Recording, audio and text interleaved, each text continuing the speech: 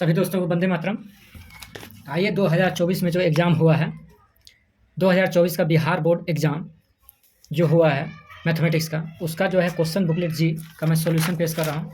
और अभी तक में जो है मैं 60 क्वेश्चन जो है सॉल्यूशन कर दिया हूँ मैथमेटिक्स ऑब्जेक्टिव का। आइए आज जो है 61 से जो है 70 तक आज सॉल्यूशन होगा। तो आइए देखते हैं। 61 नंबर क्वेश्चन है, root under 64/81 plus root under 16/9 है। तो इसका जो है ये परिमेय संख्या है और परिमेय संख्या पूर्णांक संख्या है, प्राकृतिक संख्या है। दोस्तों यहाँ पर देखिए, परिमेय संख्या का योग भी परिमेय संख्या ही होता है।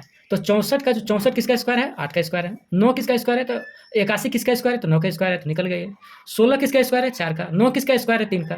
तो दोस्तों दो परिमेय संख्या का योग भी परिमेय संख्या ही होती है, इसलिए आंसर आ गया ए। 61 नंबर कहता है दो अपरिमेय संख्या 3 प्लस रूट अंडर 6 तथा 3 माइनस रूट अंडर 5 का गुणनफल होगा। देखो दोस्तों, जब इसमें एक अपरिमेय संख्या है और एक क्या है यहाँ, ये भी अपरिमेय संख्या है क्योंकि 2 गुना 3 है इसमें, तो परिमेय संख्या का गुणनफल हमेशा जो है परिमेय संख्या ही होता है। तो इसीलिए जो है अपरिमेय संख्या का गुणनफल हमेशा अपरिमेय संख्या ही होता है, इसीलिए इसका आंसर हो गया 62 का 62। 62 का कितना हो गया, बी नंबर। अब देखिए यहाँ पर 0.3 बार प्लस 0.4 बार का सरलतम रूप क्या है।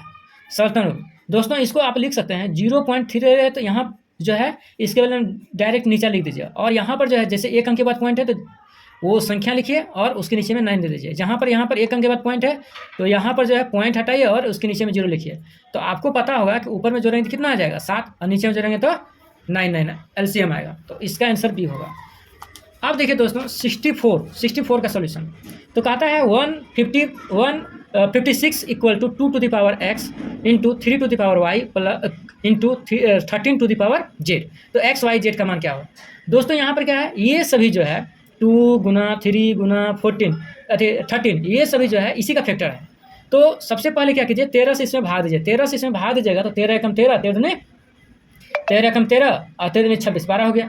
12 जो है किसका फैक्टर है, 2 का और 3 का फैक्टर है। तो 2 पर 2 पावर हुआ और 3 पर जो है 1 पावर हुआ। इसका मतलब है 12 को कैसे लिखिएगा, 4 और गुना 3 लिख सकते हैं। तो 4 को कैसे लिखिएगा, 2 पर पावर 2 और 3 पर पावर 1।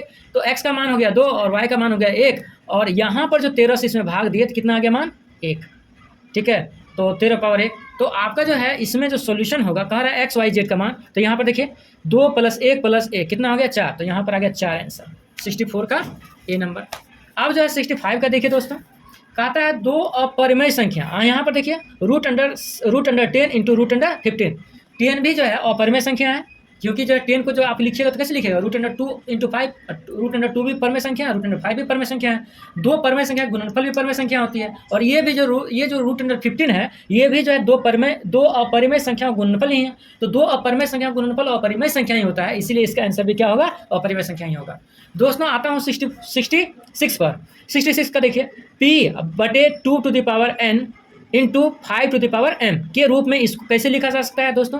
तो यहाँ पर जो है जैसे कि यहाँ पर 0.105 लिखा हुआ है, तो आप जो है यहाँ 3 अंकों के बाद पॉइंट है, तो यहाँ पर जो है 1 लिखिए और यहाँ पर क्या दीजिए आप 3 शून्य दे दीजिए। ठीक है, हटा दीजिए यहाँ। तो आप जो है इसको क्या लिखोगे आप कि ये जो है 5 से कटेगा, 2 पंचे 5 दूनी 10, 5 एकम 5, और यहाँ 5 दूनी 10 पर 2 शून्य। तो यहाँ पर जो आप करोगे 21 ऊपर में हो जाएगा 21 सबका है। तो 200 को कैसे लिख सकते हो, 200 को ऐसे लिख सकते हो ना, 200 को कैसे लिख सकते हो, 2 गुना 100 लिख सकते हो। इसको आप तोड़ोगे तो 21, तो यहाँ पर लिख सकते हो 2 गुना 25 चौके 100, इसको लिख सकते हो तो 25।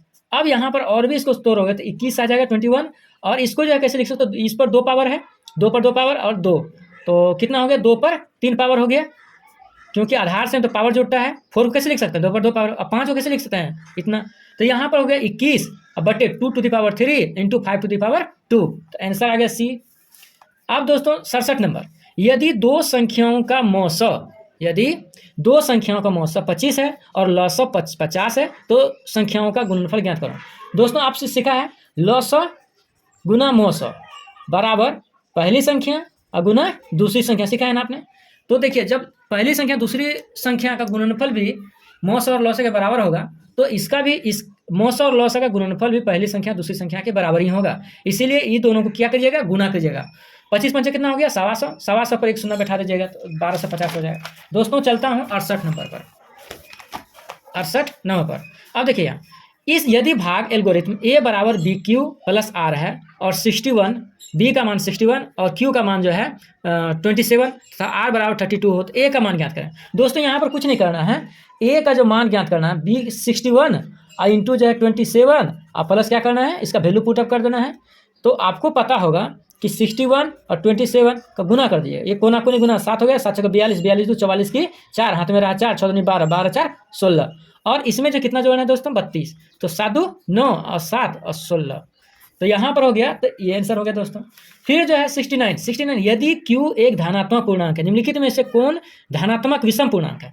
तो Q धनात्मक पूर्णांक का मतलब ये हो गया कि Q जो है, Q का जो मान होगा हमेशा, Q का मान होगा हमेशा प्लस में मान होगा, 1 2 3 जहाँ तक लेके जा सकते हैं हमेशा प्लस में। तो Q का मान 1 रख दीजिए, 1 रख दिए, 6 गुना 1 रखिएगा तो 6 प्लस 1 कितना हो गया 7, तो यहाँ पर 7 आया। और यहाँ पर मान रखते हैं तो 6 इंटू 1 प्लस 2 यहाँ पर 8 हो गया। यहाँ पर मान रखिएगा तो 6 इंटू 1 प्लस 4 तो यहाँ पर 10 हो गया। यहाँ पर मान रखिएगा तो 6 इंटू 1 6 प्लस 6 12, तो यहाँ पर 8 10 12 हो गया। तो ये तो समधन पूर्णांक है। तो विषम पूछना है, विषम संख्या का मतलब ये होता है कि जो 2 से नहीं करता है। दो लगातार विषम संख्याओं का मौसो सर जी 1 होता है। तो सभी दोस्तों को धन्यवाद वीडियो देखने के लिए। यहीं पर आपका वीडियो समाप्त होता है। जय हिंद दोस्तों।